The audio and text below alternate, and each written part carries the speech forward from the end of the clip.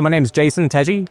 We're here with Mingo. We're an event ticketing app in the Web3 space. We've been in the Hedera space for a while now building. I mean, we originally started building back in like 2016 to 2018. We started off kind of as a wallet and a chat app.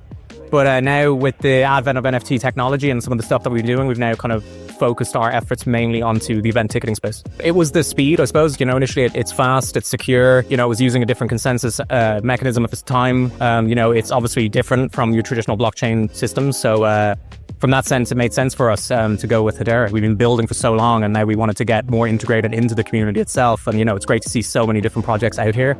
Obviously some of the guys over at Kabila and stuff like that, what they're doing is really, really cool. I think we're now at that stage. I think up until this point, it was always kind of like, what can we build? And like, what kind of cool tech can we create? Whereas now it's like, how can we actually apply these to real world use cases? And I think that's what we're starting to see now is actually how this, translates into a real world application and actual true adoption. So Mingo it's a Web3 ticketing app. Like that is ultimately the main game. Now, we've done a lot of development. We've kind of built out a lot of infrastructure. As I said, we kind of started originally with a wallet and a chat app and kind of moved into the NFT space like, everyone did, in 2020. Sure. And then off the back of it, we were like, look, we've learned a lot. We've built a lot. What kind of verticals can we apply this to now that's like genuinely going to have real impact and kind of go for mainstream adoption?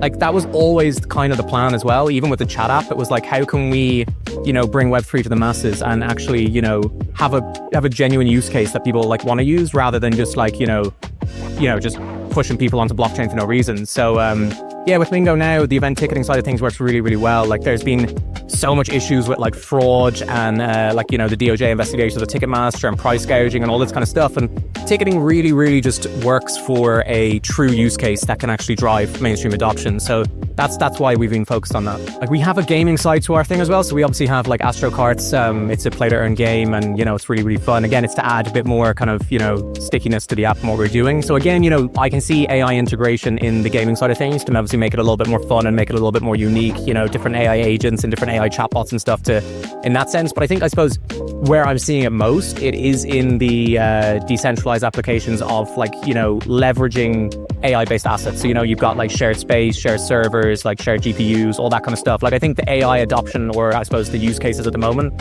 is largely around like the infrastructure and how, that can be decentralized so that, because at the moment, you have big server farms, it costs a lot of money to get into it. I think like through what's happening, it will give like, more indie projects or smaller projects, to start developing in that sense. I think last run, it was obviously the gaming. And I still think that's true now. Like, again, we haven't seen as much, I suppose, engagement around that this run, but I think really it really fits. Like, you've got the gaming assets and gaming tokens, and it's always been primed for adoption. And then again, like what we're doing in the cells with the Web3 ticketing, again, that's pretty mainstream as far as I can see. Like, one event, you might have 100,000 people going. They've never necessarily had anything to do in the Web3 space. Now they're downloading wallets, they're getting tickets, and they don't even necessarily know that they're interacting on the Hedera chain. They're just being told and directed to go buy their tickets there, and then that's following through. Do you know what? Again, it's the SDKs and it's like the development, the documentation, and just kind of making it easier in that sense. I think obviously there's always going to be room for growth in terms of just actually marketing the chain itself. But I think again, what we've seen even in the space with like what's happening in America and a lot of focus shifting onto US-based projects, I think Hedera is kind of primed there. Like obviously, there's some other ones that have been getting a bunch of attention recently, but I mean, I think Hedera with their consensus mechanism and I suppose the focus that they have over, say, something like, XRP that's going specifically for finance, whereas, Hedera is going for real world asset tokenization. I think that narrative just fits really, really well. And I think that, we should see a lot more attention on the chain. That's why we're actually here as well, I suppose, at the end of the day. I mean, we have been involved with Hedera in some regards for so long, and we actually just haven't had that level of community.